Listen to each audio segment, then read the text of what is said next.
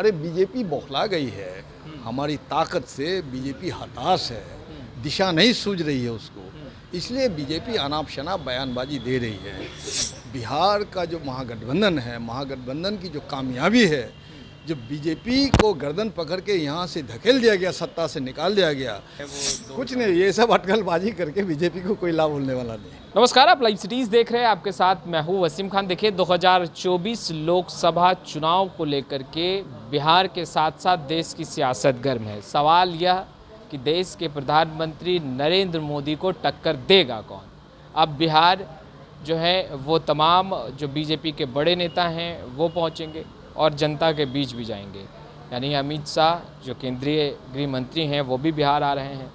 कैसे देख रहे हैं महबूब आलम जी, अब तो अमित शाह बिहार आ रहे हैं, लोगों के बीच जाएंगे? अरे लोकतांत्रिक देश है, अमित शाह जी गृह मंत्री है, बिहार में आ ही सकते हैं। उनको संभालना चाहिए मणिपुर, उनको और दूसरी जगह संभालना चाहिए। अभी बिहार संभालने किया, बिहार मजबूत है और बिहार से उनको कोई रास्ता नहीं मिला, कोई चारा नहीं मिलने वाला है बिहार से उनको। बीजेपी तो करेगी, जीरो पे आउट करने आ रहे हैं आप लोग। अरे बीजेपी बौखला गई है। हमारी ताकत से बीजेपी हताश है, दिशा नहीं सूझ रही है उसको, इसलिए बीजेपी अनाप शनाप बयानबाजी दे रही है। बिहार का जो महागठबंधन है, महागठबंधन की जो कामयाबी है, जो बीजेपी को गर्दन पकड़ के यहाँ से धकेल दिया गया, सत्ता से निकाल दिया गया, और बिहार का महागठबंधन ही पूरे देश में इंडिया बनाने का जो पहल लिया है और वो कामयाब होता हुआ जो आगे तरफ जा रहा है, प्रक्रिया बढ़ रही है। वो तो लोभियों का गठबंधन बता रहे हैं कि भाई सब लोभी हैं।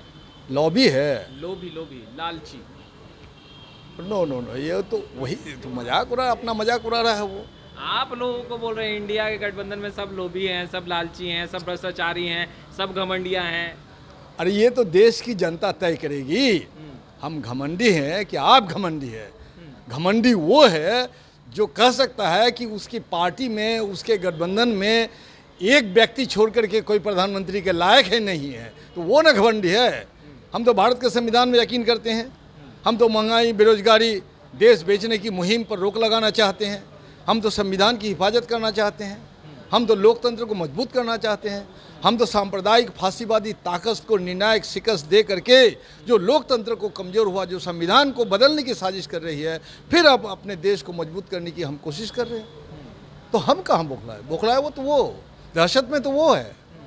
अच्छा, इंडिया गठबंधन जो बना उसको लेकर के देश के प्रधानमंत्री ने भी कई बार जो है अपने स्पीच में जो चीज़ें कहीं आपने सुनी होगी, मगर अब जो कार्रवाई हो रही है उसे कैसे देख रहे हैं? लालू प्रसाद यादव पर मुकदमा दर्ज करने के लिए सीबीआई को अनुमति। इन कार्रवाइयों से इंडिया गठबंधन या भारत की जनता या महागठबंधन के बड़े बड़े नेता घबराने वाले नहीं हैं।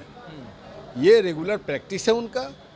वो फांसीवादी ताकत है, वो फांसीवाद की ताकत पर वो दोबारा चुनाव जीतना चाहती है। लोकतंत्र पर उनको भरोसा नहीं है, इसलिए संविधान को बदल के मनुवादी संविधान लागू करने की मुहिम की तरफ आगे बढ़ रहा है। इसी को लेके जनता को गोलबंद करना वो चाहता है, और जो जनता सुनने वाली है नहीं। अभी महंगाई, बेरोजगारी, मुद्रास्फीति जो है, संविधान पर जो खतरा है, लोकतंत्र पर जो खतरा है, इन मुद्दों पर चुनाव होगा और संविधान को आगे रख के हम चुनाव लड़ेंगे। जिस तरीके से अंदेशा लगाया जा रहा है कि चुनाव बहुत जल्द हो जाएगा, महबूब आलम जी क्या लग रहा है, आप लोग तैयार हैं? बिल्कुल तैयार। आज डिक्लेयर हो जाए, कल चुनाव में उतर जाएंगे। पर कहा जा रहा है सीट शेयरिंग जैसी होगा वैसे आप लोग बिखर जाएंगे। ये जो दावे कर रहे हैं आप लोग, देश के लिए कोई भी कुर्बानी देने के लिए हम तैयार हैं।